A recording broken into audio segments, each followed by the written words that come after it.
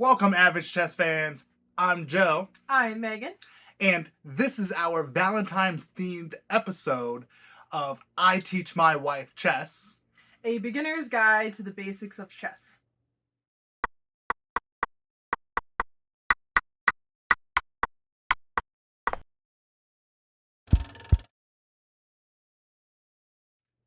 Now, last episode, I taught Megan quite a bit about the most basics of chess. The names of the pieces and how they move, including the queen, the bishop, The Pope hat. the knight, The horse. the rook, The castle. the pawns. Yeah, we'll come back here for that one. And the king. And on today's episode, we're going to talk a little bit more in depth beyond just the pieces and how they move. We're going to be talking about the language of chess. We're going to be talking about moving and capturing with your pieces and your pawns. We're going to talk about getting out of check. And we're going to talk a little bit about stalemates and draws. All right? So, you ready for your next lesson? My first next lesson? Your first next lesson. Sure. Okay. Let's get going. On to the language of chess.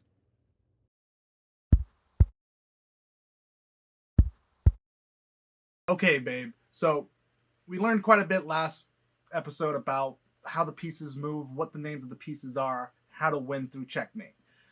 Before we get into any more in-depth lessons as far as how to play the game and how to really win at chess, I got to teach you one more basic fundamentals of chess, and that is the language of chess. Now, the language of chess is a two-digit notation corresponding the left side of the board as you see here with numbers, okay? And the bottom of the board as you see here notated in letters, okay? Now, a notation is a coordinate on the board specified by one of these numbers and one of these letters. And so, in instance, can you tell me what notation is this square here? I guess it's E4. That's perfect. That's a good one. What about this one? C7. Awesome. This one? G7. Okay.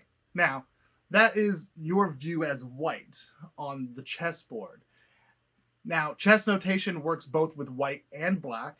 If I flip the board like this, I'm now playing with black.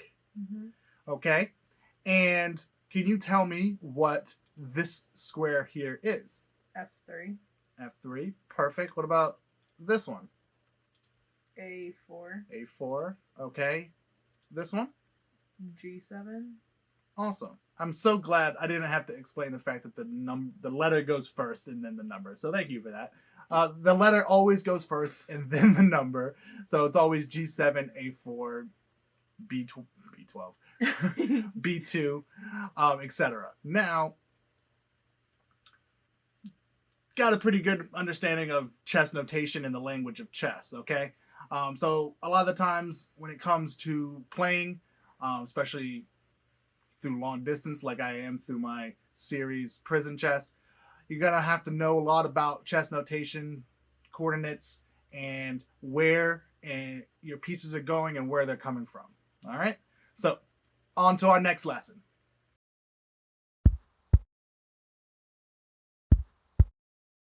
Okay, so last episode we learned about the pieces, their names, and how they move. And in this episode and in this lesson, I want to talk a little bit about attacking and capturing pieces. Okay? Now, the first piece I want you to highlight for me is the bishop on B2. Can you go ahead and do that? Perfect. Okay, now, the bishops, if you remember, they move and attack how? Diagonally on their color. Perfect. Okay, now, in order to attack a piece, that piece has to be on that bishop's color. Can you go ahead and attack and capture the rook on A1 for me? Awesome. Perfect. Okay.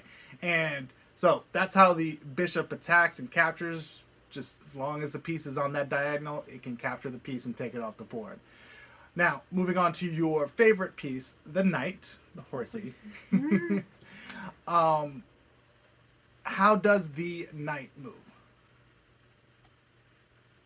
No, it moves in an L. L. Perfect. Now, the knight that you see there on D4, can you go ahead and capture the only piece that it can capture? This one. Perfect. Awesome. Now, my favorite piece, the rook, moves up and down, side to side, horizontal, vertically, and across the map as long as there's nothing in the way. Now, if there is something in the way, it can easily attack and capture that piece. Now, the rook that you see on A6, can you go ahead and capture the knight on C6 for me? Perfect. All right. Now, the next piece is one of the more interesting pieces, the pawns. Now, you remember back from last episode how the pawns move? From their starting position. From their starting position, it can either move one spot or two spots. Perfect. Forward. Awesome. And how does a pawn attack? Diagonally. Correct. It is the only piece on a chessboard that attacks a different way than it moves. Because our black king is currently under check because of the rook, can you go ahead and take that king out of check with your pawn on D7? Perfect. That's awesome. Now, really only have two more pieces left, the queen and the king. Now, this next series of moves will never happen in a real game. Well, it could happen in a real game if you want to get all the pieces besides the king, the black king, off the board. So, possibly. Go ahead, Meghan, and attack and capture the C6 pawn with the white queen. Perfect. So, the white queen sacrificed itself to get rid of the last remaining piece and the last hope for black to win. So from here, the black king only has really one option, and that would be to capture the queen. Perfect. All right. Now, again, this series of move for black and white, very unlikely in a real game, but this is a great example of how the pieces attack and capture. If you want, you can rewind and pause it, kind of give you an idea of how the pieces move a little bit more and how they attack. All right, on to our next lesson.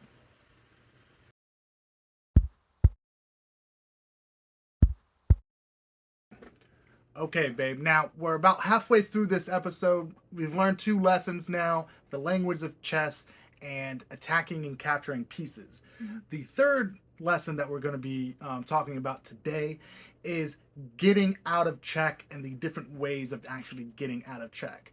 All right. Now, if you remember from the last episode, check is what? When the king is under attack. Perfect. Okay. Now, and checkmate is? When the king is under attack and has no legal moves. Perfect. All right. Now, this lesson is getting out of check and the different ways to do so. So, if you can see here, we have a nice little setup here. It's currently the white's turn, okay? Now, you know that a king is under check if it's being attacked. If you're white here, how can you put black into check?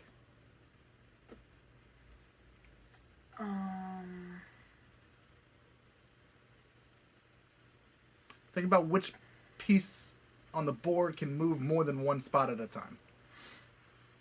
Well, the pawns here can move. They can at least move two. Okay, more than two spots at a time. Well, it would be the queen. Okay, where can the queen go to put the black king under check? Here. Why there?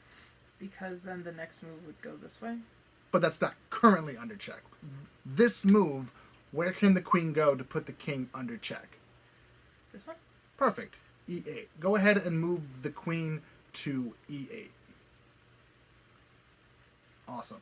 Now, currently, black is under check because the queen just moved from E1 to E8 to the last file, or last rank, and put it under check. It's not checkmate because the king has the ability to move, which is our first way of getting out of check, is just moving the king. Show me on the board where the king can move to get out of check. Go here. Correct. Now move it. Perfect. No longer in check. All right? Now, that's the first way to get out of check, is just moving the king. The next way to get out of check is capturing the attacking piece. Okay?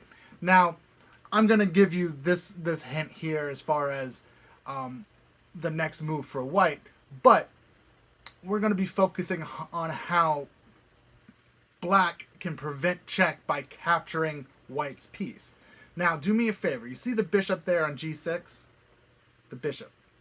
No, this one. Yep, on G6. Where can that bishop go? It can actually really go two places, but I want you to put it in a particular spot. Go to put the black king under check. Down here?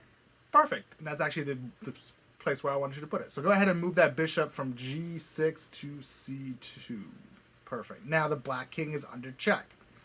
Now, I don't want to move the black king, so my only other option for getting out, or one of my only options of getting out of check, would be to capture that white bishop.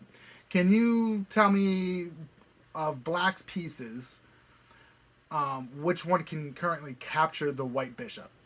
The castle. The rook, yes. The rook can capture the bishop. Go ahead and capture that bishop for me. Perfect. And that's how you capture a piece to get out of check.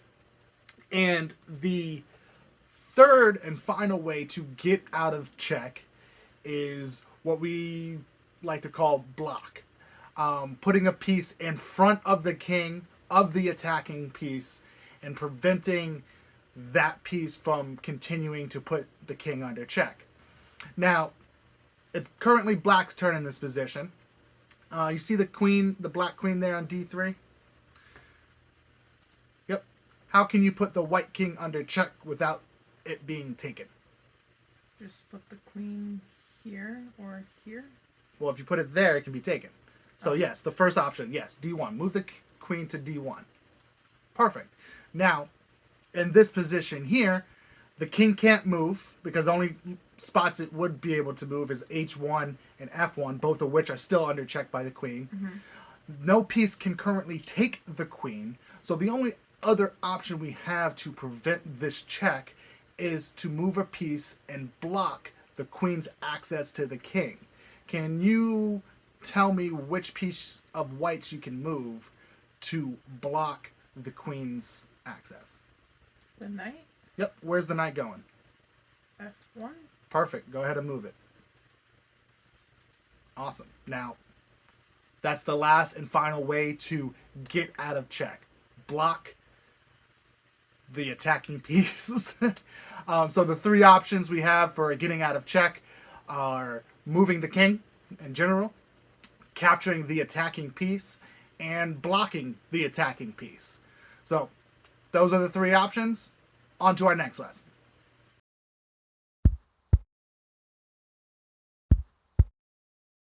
All right, babe. So we've gone through 3 of the 4 lessons for today's episode.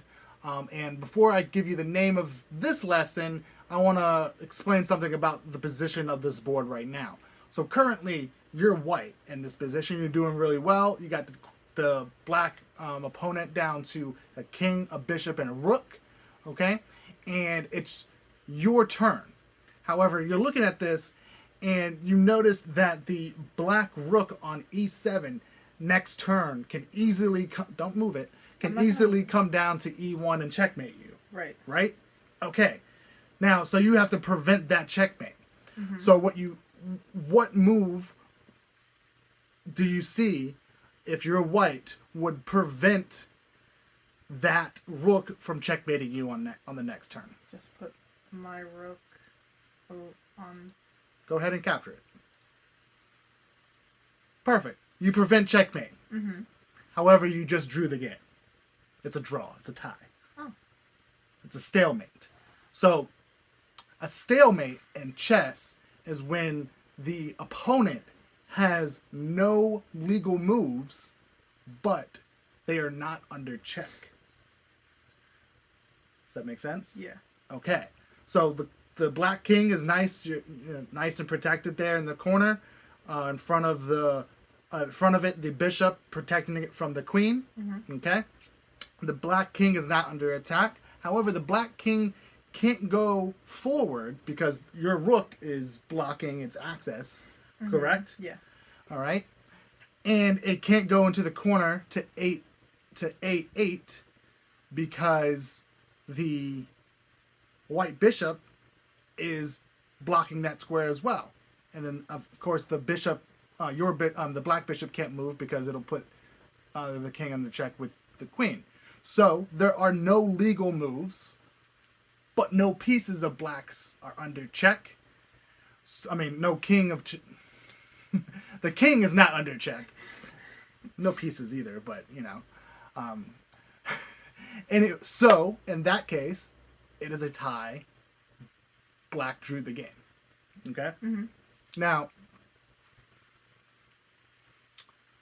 that is one type of draw in chess, and we're going to go over a few other ones as well. The next one being a draw as well. You are black in this case. Are you sure? Yeah. And actually, this position was actually just done, got into in a championship match this past week, and they were trying to get a draw. So, do me a favor, take that rook on e6 and take the pawn on e2. Perfect. Okay. Mm-hmm. Now, in this position, the white king can easily take the rook and get out of check, right? Right. Go ahead and do that. Perfect. Now, if you remember from the last episode, kings cannot move into a square that will put them under check, correct? Right. So neither one of those kings can move side to side or to be under check by the other king, right? Right. So, in that case, you can't create checkmate, so the game is a draw with no pieces left besides the king. Okay? And the third option for drawing a game is what we call repetition. When each player makes the exact same moves 3 times in a row, they can ask for a draw and get the draw. Usually online, if there's 3 moves made, it'll just automatically draw the game. Or 3 of the same moves automatically draw the game. So, in this position, you're white, and you move your bishop to c4. Now, the only legal move for white would be to, black would be to move the king to h7, mm-hmm. right? Because you can't take it, you can't block, because there's no pieces to block, and the only option you have is moving it. Mm-hmm. Now, white in this instance, because it knows it's losing, wants to get a draw. Draw is better than a loss. Mm-hmm. So what white does is it moves its bishop here, okay? Mm-hmm. Again, checking the king. Mm-hmm. Now, there are no legal moves, again, for black to make, because if you move this pawn here, the king will be under attack by this bishop. Mm-hmm. This rook. And you can't block again. Or you can't take the piece again. So black's only move is to go here. And then the bishop will go back here. And back and forth you go until you hit a repetition of 3 times. Mm-hmm. That repetition of 3 times is a draw. Okay? And the last... one of the last options we have for a draw is, again, ending up with 2 kings and a minor piece. A minor piece is a bishop or a knight. We'll get into more detail later. In this position, it's white's turn. They push their pawn. Really kind of dumb, but they push their pawn. And black immediately takes with the bishop. Okay? White's option is to move out of the way, and it does. Now, It can't take the bishop? no, because the king's protecting it. Ah. Remember, king can still protect pieces. Now, in this position, the white king can just dance around. Well, not take the black king, but the white king can just dance around the white squares and avoid this black bishop here. So in this case, even though there's an extra piece for black, you can't win the game. So again, it's a draw. And it works the same way with either a bishop or a knight for the opposition. So if there's a minor piece and a king left, it just ends up being a draw because you can't make a checkmate. Now, if there is a rook or a queen and a king left, then you can make checkmates, so it's not a draw. And so that's just another a draw. Those are the 4 ways to draw a game. You have stalemate, you have insufficient material, as they call it, which is the same thing as this option here with the bishop or knight.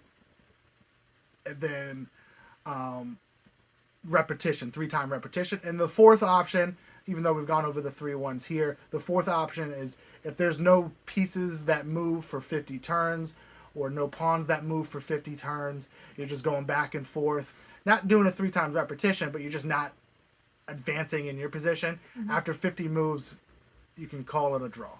So it doesn't happen a lot because 50 moves is a long time, but if your opponent just doesn't accept the fact that it's a draw and just continues to try to play and play and play, then after 50 moves and nothing happens, it's a draw. So those are the 4 options we have as far as stalemates and draws are concerned. All right, you average chess fans, that's all the lessons for today. We've gone over the language of chess. We've gone over attacking and capturing pieces. We've gone over getting out of check, including, getting out of check multiple times and still being checkmated. And we've also gone over stalemates and draws. Okay? Now, that is the end of the basic of chess. We're going to go into a little bit more beginner chess and actually really learn how to win next episode. Okay? So look forward to that one. Go ahead and watch it when it comes out. Hit that notification bar so that way you're aware of when it comes out and you can watch it right away and start winning yourself. But as far as this episode's concerned, this is the end of I Teach My Wife Chess, the basics, the beginner's guide for the basics of chess, episode 2. And that's pretty much it, guys. I'm Joe. I'm Megan. And I hope you guys have a good above average rest of your day. And we're out of here.